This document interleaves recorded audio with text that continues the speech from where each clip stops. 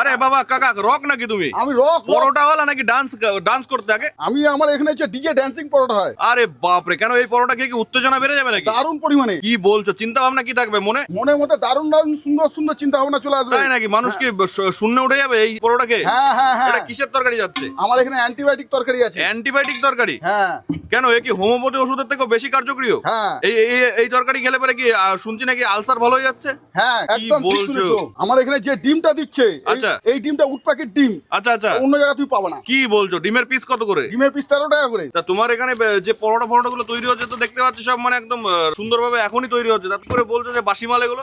আরে বাবা লোকে তো বুঝবে খেলে। আচ্ছা। লোকে খেলে বুঝবে বাসি পরোটা না টাটকা পরোটা। কিন্তু আরেকটা বিশ্ববিখ্যাত পরোটা আছে জানো, ফেমাস পরোটা, যার পরোটা আমেরিকা থেকে পর্যন্ত পার্সেল যায় অর্ডারে। আরে দূর ওই পরোটা খেলে বললাম তো আমার পরোটা যদি খাও তারপরে হ্যাঁ। ওইসব পরোটা ভুলে যাবে। তাই নাকি? হ্যাঁ আমার এখানে অ্যান্টিবায়োটিক তরকারি খাবে সুস্থ হ্যাঁ। থাকবে, আর ওইসব পরোটা খেলে পেট খারাপ হবে। তাই নাকি? একদম।